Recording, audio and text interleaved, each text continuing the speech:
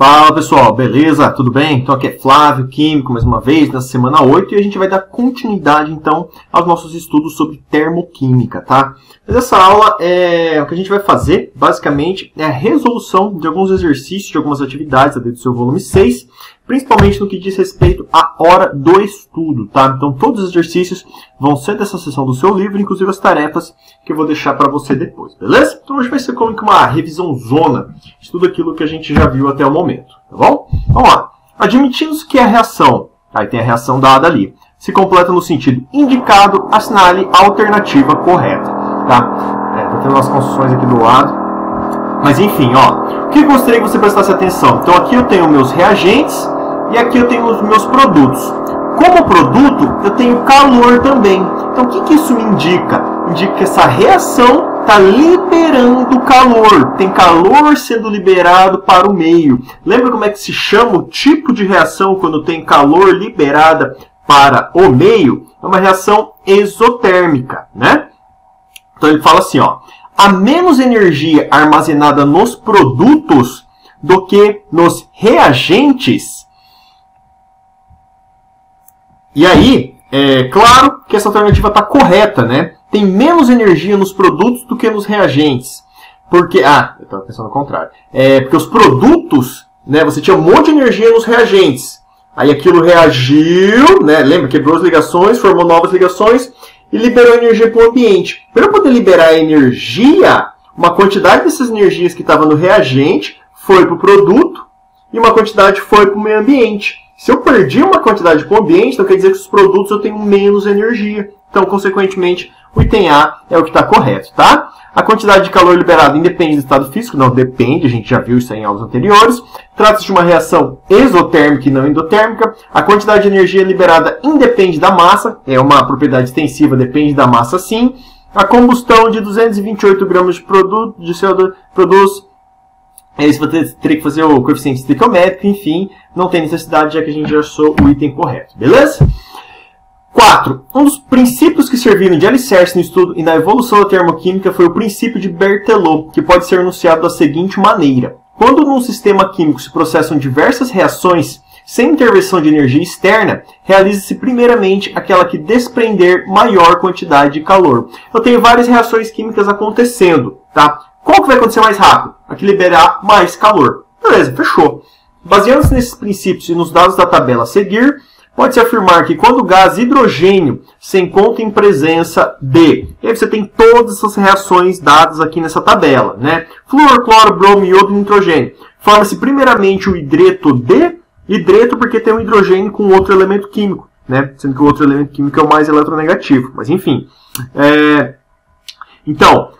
Realiza-se primeiramente, ou seja, mais rápido, quem depende de maior quantidade de calor. Você vai olhar a tabelinha, não se esqueça do sinal negativo, que é isotérmico, libera calor. Qual que libera mais calor é o flúor. Então essa reação é a que vai acontecer mais rapidamente. Tá tranquilo? Então beleza. E aqui só quase que uma revisãozinha geral, né? O sal de cozinha em contato com a água, mesmo na forma de gelo, tende a se dissolver. Essa dissolução é um processo endotérmico. Então ele está me dizendo que absorve energia. Quando eu olho um gráfico de entalpia como esse, aqui eu tenho menos energia, aqui eu tenho mais energia. Se ele absorve energia, ele começa aqui embaixo e termina aqui em cima. Beleza? Então a gente já de cara, já exclui a A e a B, né? E isso aqui fica muito fácil, né? Isto é, exige uma quantidade de energia para se concretizar. A temperatura da mistura pode chegar a menos de 18 graus Celsius e em 5 minutos seu isopor será capaz de fazer por uma latinha de refrigerante, você vai ler ali, né? O que o freezer faria em 15 minutos. Porque os caras são do Ceará, né? Calor e tal. Assinale a opção que contém o gráfico que representa um processo endotérmico em uma reação química. Aí é que eu aproveito só para trazer aqui um geralzão, né? Sempre levando em consideração esses dois eixos. Esse aqui é o caminho da reação, esse aqui é a quantidade de energia, né? Se o meu reagente tem mais energia do que os meus produtos, quer dizer que uma quantidade de calor é perdida e eu tenho uma reação exotérmica. No caso de uma reação endotérmica, eu tenho que respeitar o caminho da minha reação sempre, né? À medida como é que ela vai acontecendo, e eu sempre tenho meus reagentes, para que eu consiga chegar nos meus produtos, ele absorve energia. Então, uma certa quantidade de energia é fornecida, ele absorve energia e eu tenho um produto com uma maior quantidade de energia, como é o caso que ele colocou exatamente aí nessa questão, né? Aqui, ó, o gráfico. Início da reação, absorve energia para chegar onde eu quero e eu tenho um produto final com muito mais energia, né? Então, a resposta correta aí é o item D, beleza? Endotérmico. Vamos lá para mais uma, então. Rio Grande do Norte, né? E aí a gente vai falar sobre entalpia de formação, entalpia padrão de formação. O conceito de entalpia padrão de formação constitui uma das ideias mais brilhantes da termoquímica. A partir desse conceito, é possível se determinar o valor da variação de entalpia de uma reação química. O diagrama apresenta as entalpias padrão de formação de algumas substâncias químicas. Beleza. Então eu tenho aqui, ó, por exemplo, se eu sair do carbono grafite e reajo com oxigênio, isso me libera, lembra, exotérmico está me liberando energia. Então se eu sair daqui e chego na formação de CO, que é monóxido de carbono, mais meio oxigênio, libera 110 kJ. Se eu estou carbono, grafite, mais oxigênio, e eu chego em CO2, então esse caminho aqui me libera 394 kJ. Processo inverso, né? Vamos supor que eu tenha CO2 e eu queira chegar em CO mais meio O2. Então esse processo vai ser endotérmico, ele vai absorver energia. Olha o meu eixo das ordenadas aqui. Esse valor aqui, ó, começa menos energia e mais energia. Então eu estou absorvendo energia, ok? Então vamos analisar ali para ver se fica mais claro. De acordo com essas informações, com esses dados, é correto afirmar a formação de CO, a partir da substância simples, grafite e oxigênio, é endotérmica. Não, acabei de falar para você que é exotérmica, né? Tá ali, ó, é exotérmica. Essa quantidade de energia é liberada, tá? A entalpia padrão de formação de CO, então para formar o CO a partir desses caras aqui, é mais 394. Não, ali no caso é menos 394, né? Seria mais 394 se eu saísse de CO2, se eu saísse desse CO2 e quisesse chegar no carbono grafite mais oxigênio, quisesse fazer essa decomposição, né? Aí eu teria que fornecer energia, que aí seria uma reação endotérmica, mas no caso ali nosso é exotérmico, por isso que está errado. A variação de entalpia da reação de novo ali, ó, a variação de entalpia da reação CO2 dando C grafite é igual a zero? Não, né? Eu saio de menos 394 e chego a zero. Além de ser uma reação endotérmica, ela é diferente de zero. E a transformação de CO2 em CO apresenta variação de entalpia igual a 284? Sim, eu saio de menos 394 e chego em 110. Isso aqui ele está absorvendo energia e essa diferença vai ser 284 e esse item está correto. Tranquilo? Beleza, vamos para a próxima.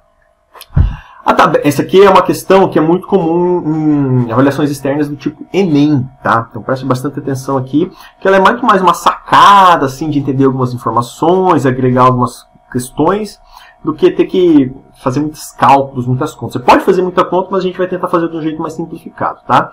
A tabela apresenta informações sobre as composições químicas e as entalpias de combustão para 3 diferentes combustíveis e que podem ser utilizados em motores de combustão interna como o dos automóveis, tá? Então aqui eu tenho gasolina, etanol e o hidrogênio, tá? Combustíveis aí que estão em alta, o pessoal está falando muito sobre carro movido a hidrogênio, é importante você saber um pouquinho. Olha o ΔH de combustão, tá? Reações exotérmicas, obviamente, estou falando sobre combustão, está liberando energia. Aí você pode pensar, pô, a gasolina libera muito mais energia, né? Ó, o álcool, o hidrogênio, muito pouco. Só que isso aqui, ó, massa molar. O que você vai entender como sendo uma massa molar? A quantidade de gasolina, ou de etanol, hidrogênio que eu preciso para produzir tudo isso aqui, tá? Então, o que você vai ter que fazer?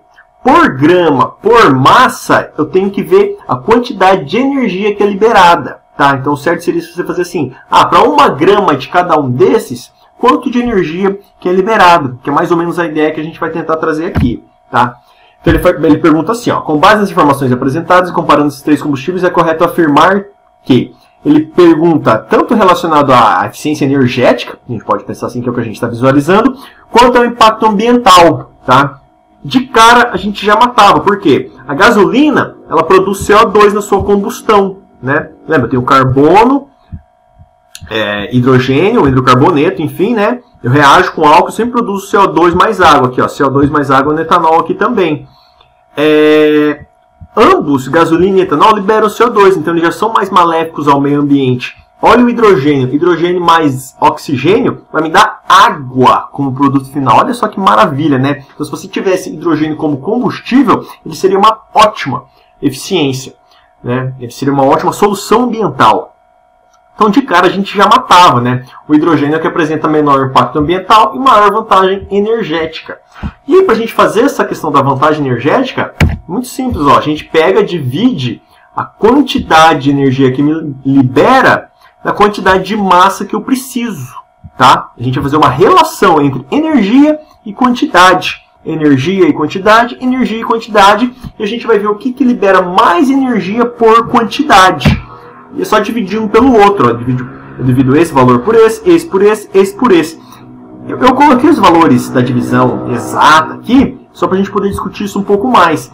Mas no seu caso, no dia que você estivesse lá fazendo a prova, era só você fazer uma aproximação, um valor mais ou menos de cabeça, né? Pô, 1.200 dividido por 100 e pouco vai dar 10 e pouco. 300 e pouco dividido por 40 e pouco vai dar menos que 10. 68 por 2 dá 34, fica muito mais fácil, né? Então, o que eu vejo que em relação à vantagem energética, por cada grama, eu libero muito mais energia quando eu olho o hidrogênio, né? Então, o hidrogênio é que libera a maior quantidade de energia por grama de combustível. Olha só que maravilha. E, além de tudo, ele polui muito menos o ambiente, porque ele tem como produto final da sua combustão a água, né? Então, fica muito mais tranquilo, muito mais benéfico aí ao nosso meio ambiente. Então, a resposta correta aí é o item C, ok? Vamos para mais um ali, então, o DESC, né? Santa Catarina. Determina o valor de combustão para o metanol, quando ele é queimado, sabendo-se que ele libera dióxido de carbono e vapor d'água, conforme reação descrita abaixo. Então aqui está tranquilo, né? Ele já te deu tabelinha, ele já te deu reação, e ele já te deu também a equação toda balanceada, né? Então aqui você está tranquilo, né? Não tem que chorar. Tabelinha, olha os valores ali. Coloco na reação, lembrando que o ΔH padrão de formação é igual ao somatório ΔH dos produtos menos o somatório ΔH dos reagentes, como a gente já tinha visto isso anteriormente, né? Então tá ali, ó. Só copiei aqui, ó. CH3OH, metanol, mais 3,5 de oxigênio, dá CO2 mais 2 águas, tá? Só copiei aqui, esses valores aqui eu tirei da onde? Da tabelinha, né? Menos 239 mais. Lembrando que o oxigênio, substância simples, é 0, CO2 está na tabelinha. Não se esqueça jamais do coeficiente estequiométrico, né? 2 vezes, de onde eu tirei esse valor, menos 241,8, tabelinha que ele já deu no enunciado, né? E aí só fazer a continha, ó. Menos 239, resultado final. Aqui eu somo, né? Menos 393, mais menos 483, alguma coisa aí. Faz a continha. Lembrando, ΔH é padrão da reação. Somatório ΔH dos produtos menos somatório ΔH dos reagentes. Isso aqui é produto, isso aqui é reagente, né? Então, olha lá, menos 877, menos. Só não esqueça desse joguinho de sinal, né? É coisa de matemática básica, enfim, mas às vezes o pessoal se esquece, né? E como resultado final, menos 638,1 kJ por mol de metanol. Como resposta certa, a gente tem ali, então, o item C, ok? Vamos para mais uma, então. Universidade Federal do Rio Grande do Norte. Considere a tabela seguinte. Olha lá, de novo, tabelinha, né? Usando essa equação, ele te deu ali, ó, tabelinha, você sabe que você tem que usar aqueles valores. Ele falou assim, ó, 4NO2 mais 2 águas mais O2, dando 4NO3. E os dados contidos na tabela, é correto afirmar que a variação de entalpia padrão para a produção de 2 mols de HNO3, esse tinha que ter uma sacada, né, pessoal? Por quê? Ele te dá 4NO3, tá, naquela reação. E ele te pede 2. O que você vai ter que fazer, basicamente? É só dividir tudo por 2, tá? É bem tranquilo, sem problema nenhum. E para facilitar, né, esse daí, eu fiz um vídeo para você, que eu acho que vai ficar mais tranquilo. Pessoal, então aqui vai ser o seguinte, né? Como ele deu ali na minha reação, já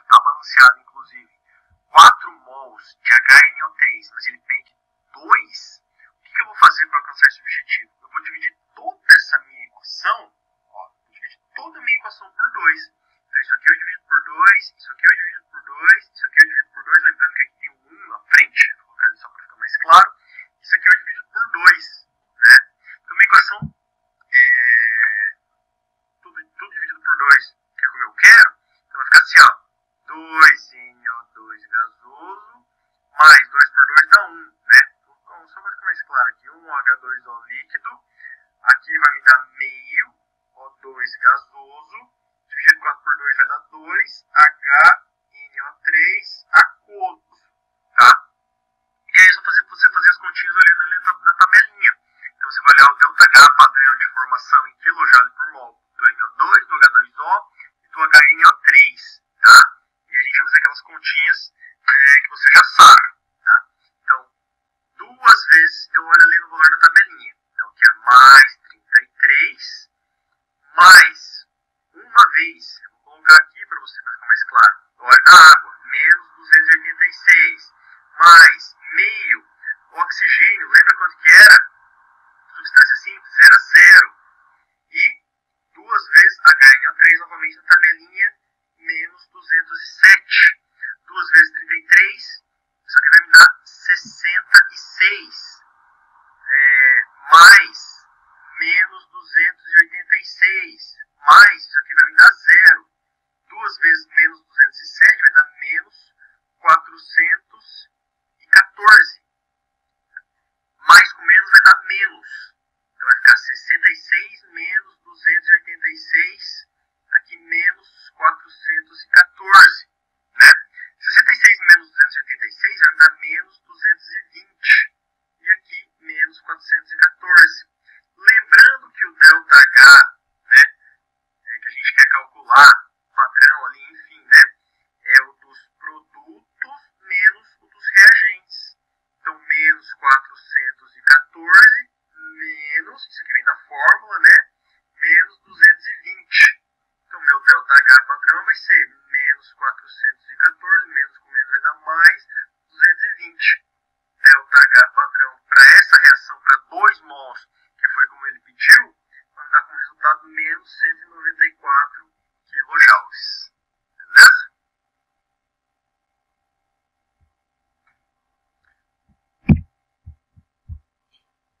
Fechou então, pessoal? Acho que deu para pegar ali então, né? Como é que a coisa é feita. Então, menos 194, beleza? Vamos para o próximo aqui então.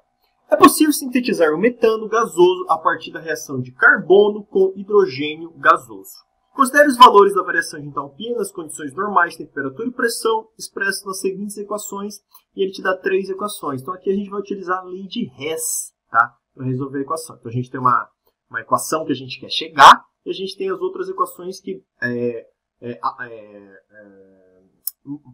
mexendo com elas, brincando com elas, né, a gente vai conseguir chegar no resultado final que a gente deseja. Então, a partir dos dados acima, o tipo de reação e a variação de entalpia para a síntese do metano pode ser representadas pelo gráfico, tá ok? Então, a gente quer carbono mais hidrogênio dando metano. Então, a reação nossa vai ser a seguinte, ó, carbono mais hidrogênio dando metano. Metano é CH4, 1 carbono, 4 hidrogênios. No hidrogênio gasoso, eu tenho 2 hidrogênios. Para ter 4, 2 vezes 2 vai me dar 4. Beleza? Então agora a gente vai ter que comparar essa nossa equação base, né, que é o que a gente quer, com as outras equações intermediárias. Pode pensar assim, que é a partir da qual a gente vai partir, né? Então carbono, primeira coisa que a gente vai olhar. Ó, tá do mesmo lado, tá do lado dos reagentes. Então eu mantenho a minha equação, tá? Depois eu olho o hidrogênio, tá? Eu mantenho, é reagente também, só que eu tenho que multiplicar por 2. Porque o meu coeficiente na equação que eu quero está multiplicado por 2. E ali na equação padrão que eu tenho aqui, eu tenho multiplicado por 1. Lembrando que aqui eu multiplico por 2, aqui eu multiplico por 2, aqui eu multiplico por 2. E o ΔH também vai ter que ser multiplicado por 2. Não se esqueça desse detalhe. Na verdade, não é um detalhe, é uma coisa de fundamental importância, tá? E aí você vai olhar agora o CH4. Né? Na equação padrão ali, ele está do lado dos reagentes. Na equação que eu quero, ele está do lado dos produtos. Então, o que eu vou ter que fazer? Vou ter que inverter essa equação. Não se esqueça jamais que, se eu inverto a equação, alguma coisa vai ter que acontecer com o ΔH também. eu também vou ter que inverter o valor de ΔH, que se aqui é negativo, é exotérmico, ele vai passar a se tornar endotérmico, ele vai absorver energia, ele vai ficar positivo. Beleza? E o passo aqui, então, seria o seguinte, ó. Primeira equação mantém, como a gente já tinha feito ali anteriormente. Segunda equação, eu vou ter que multiplicar, mantém também, mas eu vou ter que multiplicar por 2. E a terceira, eu vou ter que inverter. E olha o resultado ali, ó. Primeira, mantive. Segunda, multipliquei por 2, multipliquei também o ΔH. E a terceira, eu inverti toda ela e o valor do ΔH eu inverti também. Aí agora, olha só. Oxigênio, então do lado dos reagentes eu tenho 1, 2. Do lado dos meus produtos eu também tenho 2, então eu posso cancelar. CO2, eu tenho 1 do lado dos reagentes, né? Eu tenho 1 do lado dos produtos, também posso cancelar. O que vai faltar? Água, eu tenho 2 aqui do lado dos produtos, 2 do lado dos reagentes. O que me sobra? Carbono, 2 hidrogênios e como produto o CH4, que é igual à minha equação que eu tenho aqui em cima, que é o que eu quero, tá? Para calcular o ΔH final, eu somo o valor de todos esses ΔHs, né? Resultado final, menos 74,8 kJ a partir dessa equação que eu quero aqui da síntese do metano. Beleza? Então, é uma reação exotérmica, libera calor, né? E essa quantidade é de 74,8. Então, eu parto de carbono mais 2 hidrogênios. Reação exotérmica libera calor, menos 74,8 kJ por mol. Beleza? Mais uma para a gente fechar e a gente revisa tudo. Energia de ligação, tá? Que foi o último método que a gente viu. Então, os clorofluorcarbonos são usados extensivamente em aerossóis, ar-condicionados, refrigeradores e solventes da limpeza. Os dois principais tipos de CFC são o triclorofluorcarbono, o CFC11, e diclorodifluormetano, ou CFC12. O triclorofluorcarbono é usado em aerossóis, enquanto o diclorodifluormetano é tipicamente usado em refrigeradores. Determine o ΔH para a reação de formação do CF2Cl2, ou diclorodifluormetano. E aí, Flávio, como é que eu sei qual tipo que eu vou usar, né?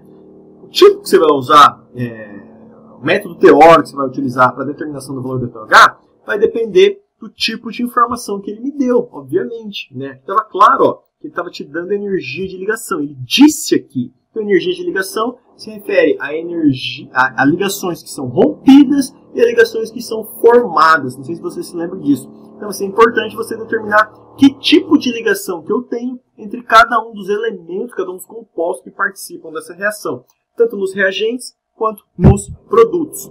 A primeira coisa que a gente vai fazer é abrir, né, colocar a fórmula estrutural de cada um desses compostos. Olha aqui, ó.